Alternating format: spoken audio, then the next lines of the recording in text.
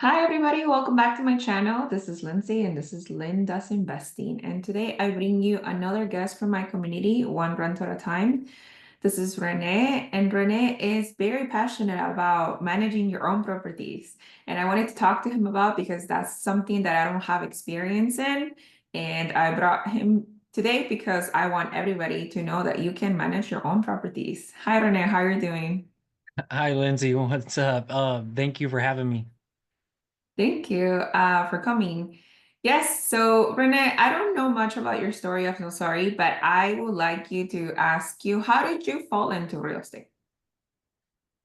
Um, this is part of the reason why sometimes I feel like I'm not a true one rental at a time Zuber um uh, member, I guess, but I'm accepted into the group and it's kind of cool because I don't really consider myself as a real estate investor. I kind of just fell into this like really by chance. When I tell you how I got into it, it's almost like I by luck that I even became what would be considered a real estate investor. And I don't consider myself an investor. I consider myself more as a landlord. That's why I call myself the forever landlord. But I grew up really poor, going to bed hungry, and it sucked. And there was always like a scarcity with money. And I kind of relate to your story. I know a little bit about you. My dad's Cuban. So I am not somebody that grew up like a normal household. It was always like, you can't do this, no money, no money. So I went into the military because I didn't want to go into college.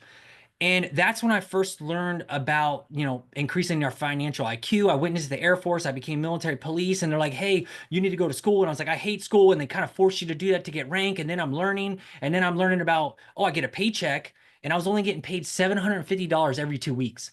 Then I'm like, well, what do I do? And then the base gives you like free financial advice, and they're trying to steer you into the mutual funds, the TSP, which is like a 401k and like whatever. I was putting my money into mutual funds with Military Banking USAA, and I'm saving up my little bit. I'm getting deployed. I'm taking my money and I'm putting it into these accounts.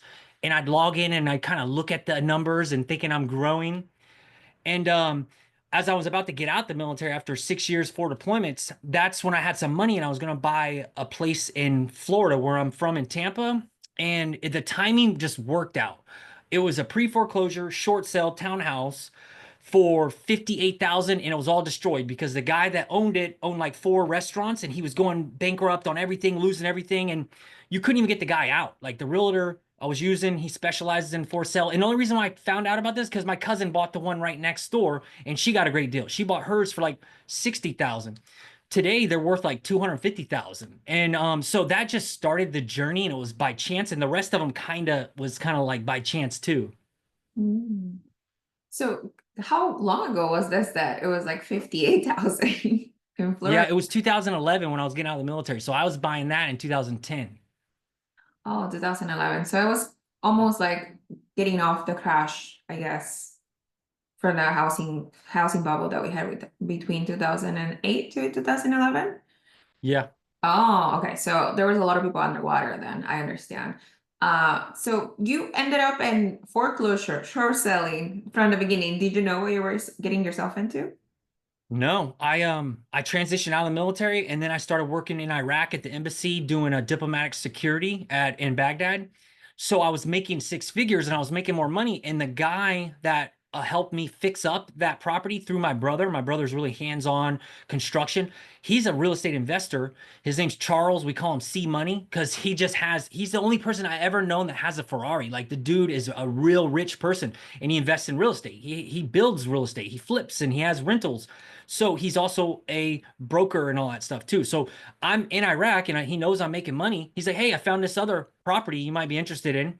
And then I was like, okay, because he will buy like houses that get burned down and he's a builder and he'll just go scrape it and build a brand new house there or whatever. He's always like in the business.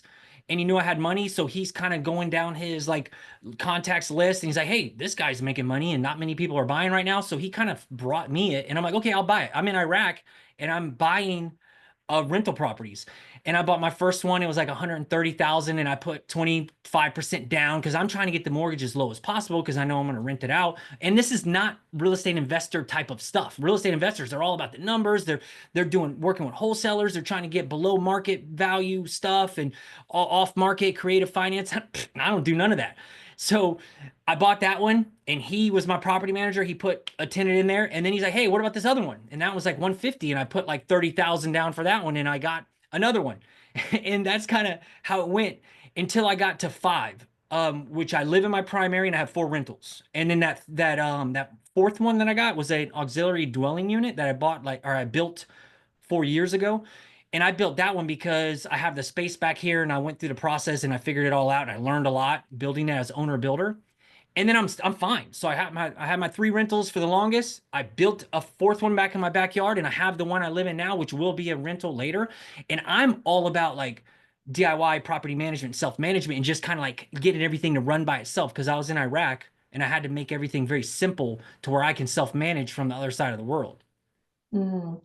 So you initially had your friends manage your property and placing tenants. And then yeah, at some point in the middle, you were like, well, I also need to be involved in this and then start managing this property because I need to know, like I have like four now. So I need to find out how to deal with that. How did you tap into all of those resources? Like, did you leverage your friends' knowledge? Did you ended up on YouTube University again? Did you actually contract a property manager? Like, how did you find out how to do all of those things? That's a good question. I would say at one point, my wife and I wanted to start a family, and I'm always gone in Iraq. She's like, "Hey, why don't you come home and get a civilian job?" And I got a construction job pulling wire in new construction homes. And when I came back for that period of time, and I thought it was temporary, we're gonna have some kids and I'll go back to Iraq, which I did end up going back. That's when I was like, I always felt like he's not doing that much work, and he would send me invoices for like, hey, let's tear out all the carpet and put new tile in, and he's keeps sending me invoices for property management stuff, and the tenants were just there. Like one of the tenants I just recently, she just recently left, was there for 10 years, and I was able to pay off that property. That's another thing I do. I try to pay off properties. So when I was here on my own and I was like, man, I'm not making that much. I was only making like $40,000. And I'm like, man, I'm really starting to feel like I should do this. I can do this. That's when I started taking over because I was here. And that's also when I was working construction. I would just listen to Bigger Pockets podcast. I went all the way back to the first one and listen until it got to a point where I was just sick of it. The guests started getting bigger and bigger, too much intros, outros, and a bunch of talk. And I transitioned to like audiobooks and was buying like all kinds of books and looking at like sales and self-development and investing and other stuff. But Bigger Pockets did help me kind of get all the way up into it. But then at some point, as I'm self-managing, and then I dove all in. I went back to Iraq and I'm still self-managing over there, and I had to figure out ways to do everything hands off. And I just recently found Zuber's community like this past year, and by chance, because I created a school community. He's on school, and I also follow him on X, and he's like a real guy. He'll talk to you on X. And like I'm like, what? You're like I thought when I first met him, because I listened to his book, I thought he was like a guru. And I'm like, you're talking to me, you follow me back. I'm like, what the heck? So I am really in debt and a huge supporter of Michael Zuber. And I feel like he accepts me into the community. I'm not really an investor, but I'm here and I kind of participate here and there, and I love this stuff. So that's kind of how we connected, and I'm happy I met you. Yeah, I think I have a hard time not saying you're not an investor because you are building wealth through investing in real estate, like purchasing and rehabbing and even paying off these properties. So like there is wealth there for you. But I understand that you also see yourself as a landlord. So whatever. It's Yeah. the, but it's also you made it a business now, right? Like you have a community in a school that you also are teaching how to self manage your properties, and then you're also targeting a lot of people that are like not even in their own market, right? You can do this also if you're out of the state. Yeah, the basic fundamental principle that I operate on is you build a business foundation, then you kind of wear a mask and you act like the property manager and you're just a person doing your job. And you have to have what I call like the plain vanilla business advantage, that foundation of a business to give the facade, the aura of legitimacy, like it's a real business. And you are the property manager assigned to this property, and I'll have to get with my team, and this is our policy. And none of the tenants ever think I'm the final decision maker. I'm the landlord. They just think I'm just a property manager, their property manager.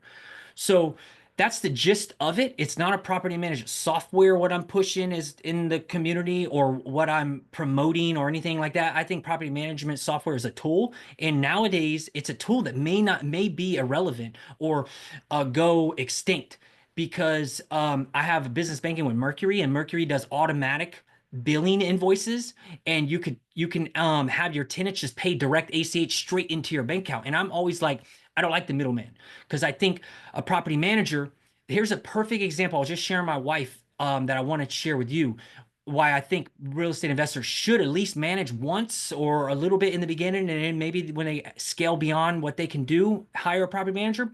Is, let's say your car breaks down and you're a young female and you're a single child and you know nothing about cars. You go to take your car into a mechanic shop and they're like, well, the rotors, this and that, and the brake pads, and we might need to balance your tires and change your tires, and we probably need to, replace the belts and the alternator. Let's do a tune up, and we need to flush this and do that. And like when they start talking all stuff like that, I don't know everything about mechanics, but I know some of the basics because my dad was really hands-on. It's good for that young girl to either know it herself or bring somebody with her, like a father or somebody that knows it, so they don't get misled. I think real estate investors have that same dilemma. They hire a property manager, like you're getting your mechanic. The mechanic's like, hey, well, we got this and we got that, we need this and that. And you're like, okay, I think so. And you think your mechanic might be good, or maybe they're good now and they build up a bigger business. They hire more mechanics, and then they have a new incentive structure with like the more you sell, the more the mechanic makes. And now what you used to have is different because times changed. The mechanic could have sold the business to somebody else. So just because you have a good property manager now doesn't mean he's going to be good forever. And also, if you don't know the business, they could be doing stuff that you don't really know is right or wrong, and you think they're doing a good job, but maybe they're ripping you off. So that's why I kind of like hands-on. Yeah, yeah, I totally understand your viewpoint too. And then I struggle with this concept of like wanting to manage. I am gonna tap into managing a midterm rental, which is somewhere that's going to be like next to me in my own home. So I'm building an ADU in the back of my house, and that's going to be a midterm rental. Maybe a Airbnb, not yet. I'm still 2 months Is it before I your start. Mhm. is it your primary residence that you're Yes. building the auxiliary dwelling unit? Well, you can actually pull permits on your own. If it's anything like Florida, in my city where I'm here in Orlando, I can file the permits. Hey, I'm building an auxiliary dwelling unit. So part of that process is you hire your own surveyor. They come in the back and they survey everything. And then you get an architect and you pay them direct. You don't need a general manager because they'll rip you off. It's a middleman. I mean, you could do this on your own. So then you get an architect and you go back and forth and saying, hey, this is what I want. And the architects know stuff. They're like, hey, you can't build all the way up against your property line. You need to have a setback 5 feet. So you can do all this design work and everything on your own. Then once you get your plans, you can go down to the city on your own. And if it's like Orlando, you can do it online. You submit your plans. They said, okay, we approved it. Or maybe you got to make this adjustment. We want a sidewalk here or this or that. And then they give you permission. You pay impact fees, which is going to be a shock. I had to pay $10,000 once I got my plans approved. Then it's like, okay, now how do I do this? Let me go hire a foundation guys and a plumber and an electrician. And I was driving through neighborhoods with construction in my area. And I know a little bit of Spanish. I'm not fluent all by no means. And I'd be like, ¿Dónde está su jefe? Mi casa. And I was trying to like communicate a little bit, say, hey, where's your boss? I have a house that I'm trying to build. And I bring him over to my house. I tell him I'll pay him cash. And then they would say, yeah, yeah, I can do it. And I was paying them cash directly. And I did a refinance cash out. That's how I had the money. And next thing I know, I just kept building it. And once I got to one area, I would call the city and say, hey, I'm ready for an inspection. They come out and inspect it, pass, next. And I'll just keep hiring people as I go through. The only thing that I almost got caught with, is in Florida here in Orlando. You have to have two permits, one for the build and one for the roof. And I'm paying some guys to put on the roof, and I got lucky and someone said, hey, did you get a permit for that? I was like, no, I already have the construction permit. They're like, no, you also need a separate one for the roof. They'll make you rip it all off if you don't get it. So I quickly hurried and got an inspection, and I got a second permit, and then that's good. But the rest of it was like, man, I saved thousands. Like I saved so much money doing it on my own. And it was a great experience and I learned a lot. And now I can do it again if I wanted to.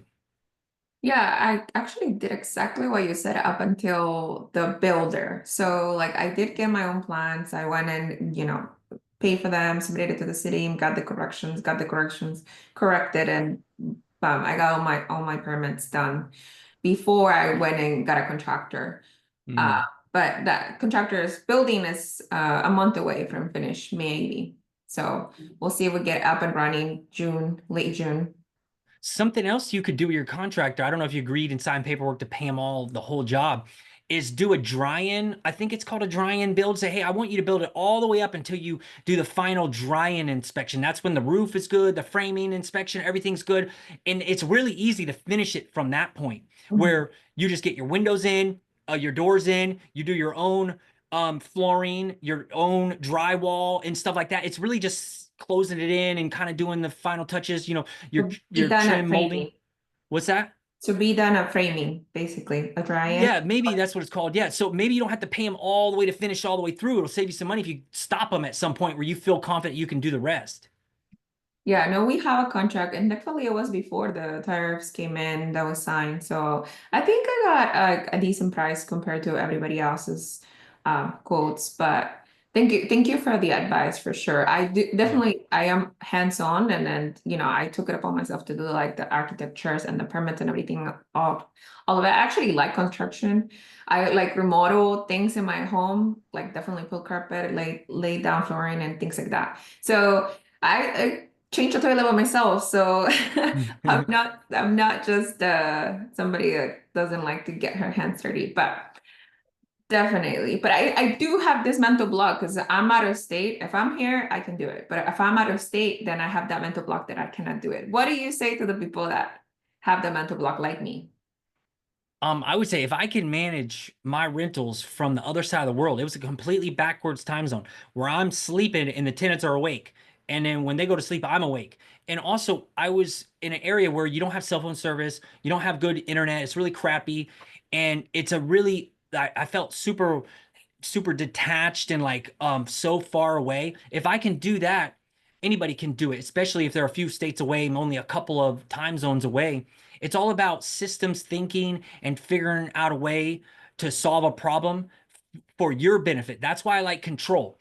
The way the property manager solves problems is the way the owner of that property management company has it set up for their benefit. They like to function a certain way. They like to use a certain profit or programs and softwares, and their systems are all optimized for their benefit. They might do some things that are not necessarily for this aligned for the landlords. Most of it is generally aligned, and it's a service that's really useful when you have multiple doors and you're scaled beyond your own capabilities. But when you have low numbers, it's really easy to do and manageable. I could give an example of a way that I would solve something that uh, um, a property manager would not necessarily like. So, if a property manager gets paid for on a contract basis. They try to lock you in for a long contract. You don't want that. You might want flexibility because you might be wanting to sell it or whatever. That's one example. Also, they might get incentivized when they place new tenants. So they may not be trying to build a good rapport and keep good tenants. They might be like, "Hey, we're increasing the rent." They might be saying stuff or just not trying to nurture a good relationship to keep them, and they probably are okay and almost want them to leave so they can get another commission or something when they place a new tenant. A landlord that's doing it on their own, they're going to be like really value the tenants, and they're going to try to keep them. So I will start a conversation when a tenant says they want to move out. I said, "Hey, is there anything we did wrong? Is there anything I could do to keep you?" And I do a lot of other stuff. And if they say, "Well, we're just thinking about looking somewhere else," I was like, "Well, what about if we remodel the kitchen or we redo that bathroom or if we lower the rent? Is there anything we could do?" And you can keep tenants that way. And that's something a landlord would probably be interested in doing, to let a tenant be in place and do a rehab or a remodel or something while they're in there dealing with it and there's no vacancy. A property manager would be like, "Okay, you guys are leaving. All right, bye." They're just going to accept what they say. They're not going to be like any pushback or anything like that. Also, I don't do security deposits because there's lots of different rules about how to collect it, how to hold it, where to list it in which bank account, how to return it, with snail mail and have certified mail and all these timelines. So that's a way of trying to force compliance with like in a negative way, with like a consequence type of way, like a punishment way. I like to incentivize the tenant. So I just charge like a move-in fee, and then it's a flat fee, it's non-refundable. When they move out, I offer them a chance to earn $500. And I say, "Hey, if you follow this whole checklist when they are actually going to move out, And you do everything listed here, and I have it and I have it in two parts. I have it in one part where they can do it, and I have it also another part if you want to hire professional cleaners. Hey, give this to your cleaners and tell them this is exactly what we're looking for. That's the kind of extra effort things I do because I take pride and ownership in my stuff, and I directly benefit with serving tenants, and I get great satisfaction of being involved. And a property manager wouldn't do any of that. They're just doing a job, and they come and go. So it's much different. I hope I kind of explained a little bit.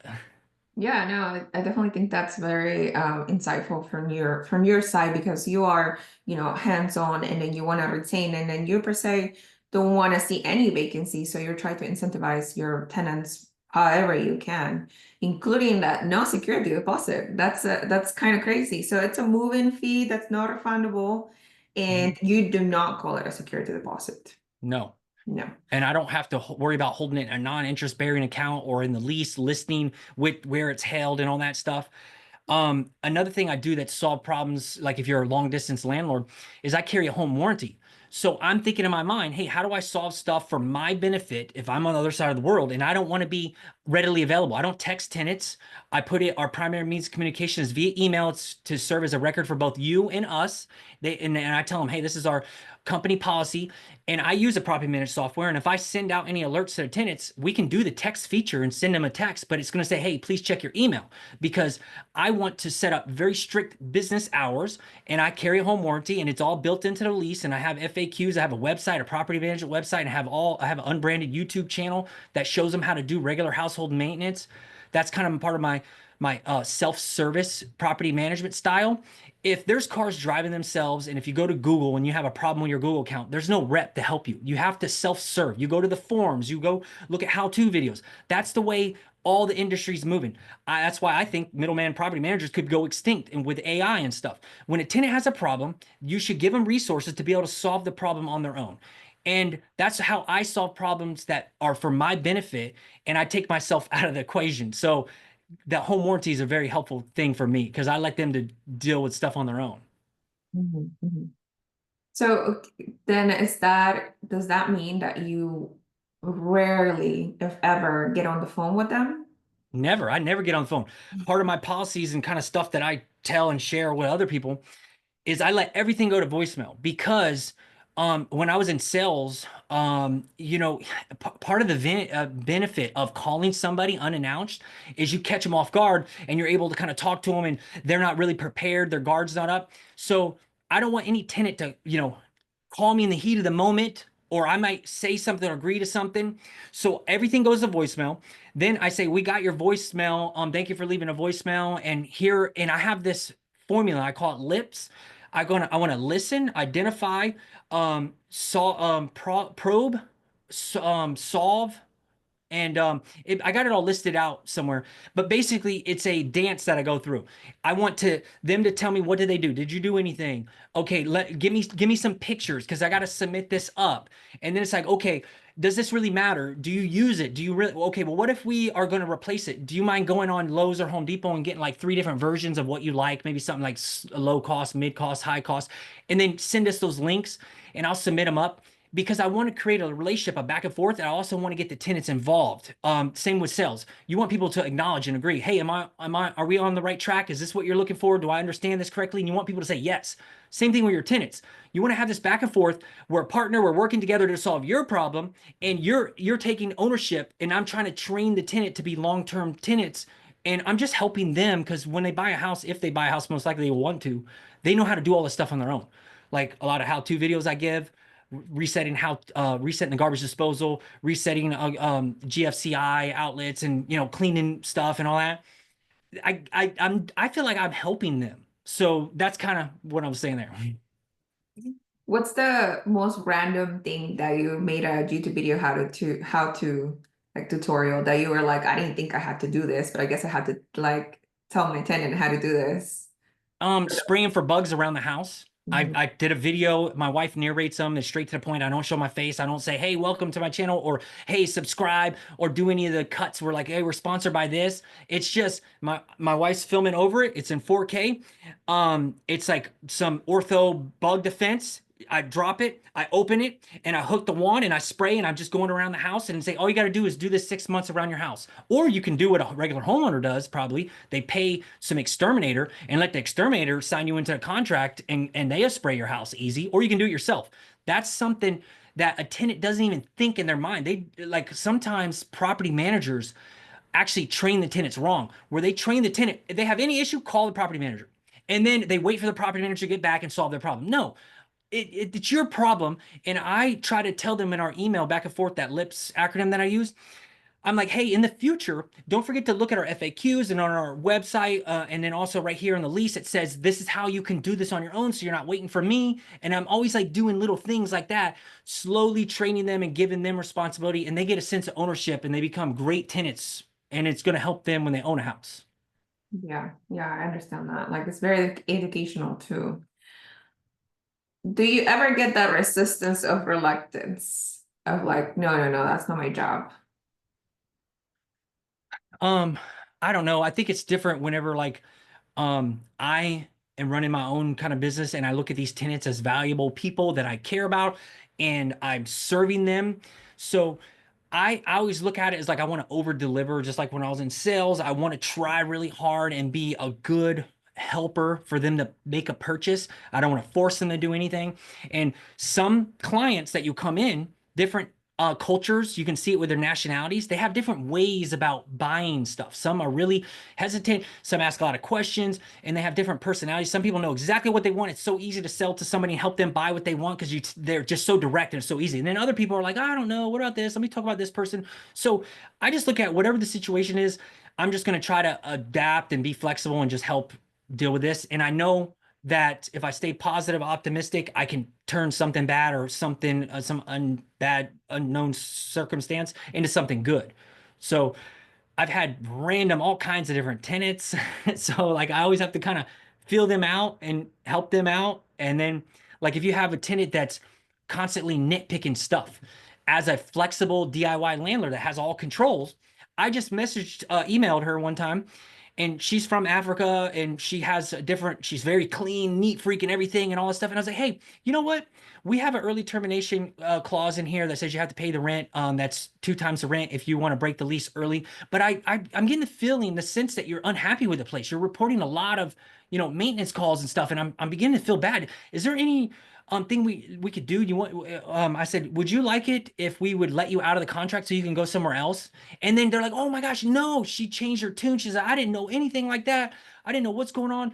She's like, I don't think that I love the place. And then she stopped reporting everything and nitpicking everything. Oh. So you're just going like the extra mile just to trying to make it comfortable. I was like, what's going on like here? And then in reality, she like thinks she's doing like what she's supposed to be doing. And then Yeah. you were like letting her know, like, oh, maybe you're unhappy, maybe you don't like it, maybe you're thinking about moving. And she's like, no, no, I don't want to leave. I don't want to leave. And then Mhm. she basically stops reaching out to you as often. That's crazy. That's a crazy story. Yeah. Thanks. Yeah. So what is your business going to now? I know you have a school community in which you're helping other landlords. Like, what are you looking to accomplish with foreverlandlord.com? I would say when COVID happened, I had all my rentals were paying the bills and like I was fine, or my rental tenants were fine, but I lost my sales job that I had. And I remember getting depressed, having nothing to do. All the bills are paid, and I'm the type of guy that loves to go to the gym, but I'm sleeping in later and later, having no purpose, and just being like a slob and just always around the house. Everything is just like slowly kind of like getting worse, and I'm getting depressed. And it reminded me of how you hear these stories of people work 40, 50 years and they retire and they die right after. It's because you don't have a mission, you don't have a purpose, you don't have anything to occupy you. And I listened to this book. I always listen to audiobooks. I bought it was called Ikigai, and it's a Japanese term, and it's the happiness, enjoyment of always staying busy. And they talked about all these different cultures around the world, why they live so long. And a lot of times when you're old, the older people have some kind of purpose that gets them up in the morning. It could be something easy that they can do when they're old. And that satisfaction, always looking forward to the next day and all that stuff probably is what they're, claiming what keeps these people living long. And that's when I decided to come up. I prayed and all this stuff, and I came up with this idea of like Forever Landlord and foreverlandlord.com. And I'm like, man, I can help other DIY landlords forever. I can do that when I'm an old man on doing videos and sharing stuff and making different sorry, that was my phone. Making different like helpful aids and different thing that I can share with them. That's why I chose to make a website that's unbranded. Because I'm like, hey, if I'm going to do it for myself, why not I make it in a way where other landlords could use it? So that end goal that I'm ultimately getting at is just have the satisfaction of doing something I'm passionate about, helping people always to wake up and be accountable and looking forward to something. And I think it's DIY property management and helping small mom and pop landlords who I resonate with, like an underdog type of thing. And that's like the end goal. And maybe my kids will get involved, and that would be awesome. And I hand it all down to them. Who knows? Yeah, yeah. Hopefully. How big are your kids now? I have a 9-year old, a 7-year old, and a 2-year old. And then do they see you like going to different people's homes and like fixing things or talking to people or like anything like that? Or are they The completely unaware? the girls, my oldest, she's starting to comprehend and understand this idea that you can buy a house and somebody else wants to stay there and they'll pay you to live there. And she knows that I sometimes go to Tampa to check on properties and stuff. And she knows we have the auxiliary dwelling unit in the back that we rent out. And so she's becoming aware of this idea of investing. And just today, or like maybe this week, I did it today for my second child, but my oldest last week they gave me $20. I went and bought them $20 worth of Bitcoin. I put it in a cold wallet, a cold storage wallet for them. They're understanding this idea of like investing now. And when we go to church, we kind of make them pay tithe and we're teaching them, hey, this money that you think's in your piggy bank is yours. Really? No. Some's going over here to the church, some's going to investing, and they're going to have bills and stuff later. So this a journey. I'm not rushing it. Something I learned from Zuber. He said I think he said he's kind of scared his daughter away from it, invest in real estate. When you bring your kids to the worst properties and that's Mhm. all they see, they don't see all the good parts of it. So I'm a little sensitive to like taking them to like a bad situation. I want to take them into like the house that's fully rehabbed. The HGTV episode of like, oh, look at Yeah. this, like all the Yeah. new walls and the accents and everything like that. Yeah, it's good. I think Sura is right. Like if you're, I guess like if you think about your when you're a child too, like what your parents push you into, you kind of like throw away from it because you're like, oh no, I want to be my own person. So also that. Yeah. But Yeah. I'm happy for you. So how do we sign up for your community? I think you can just go to foreverlandlord.com and you could read and see the communities. But one thing I do want to go back to what you said was the pushing the kids in one way.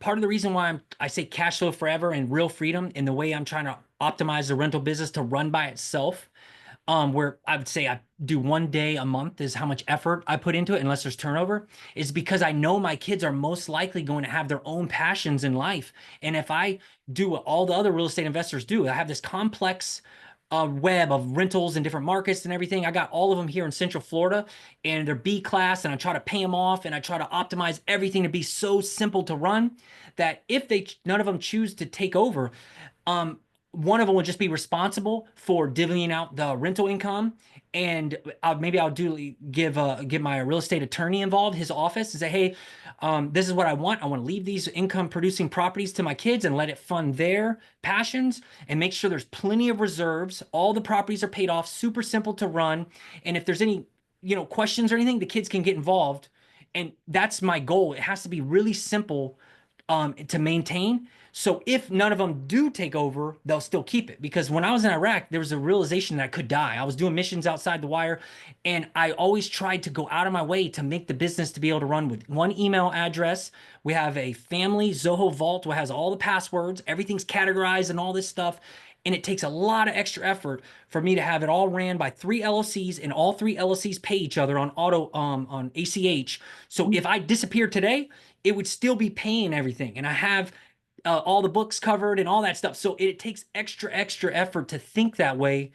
And it only came from my job, like with a risk of me dying. And also probably growing up poor helped me think about that too. Yeah, and all the preparation you've done already for your family. I mean, you're working really hard and they should know that too. Yeah.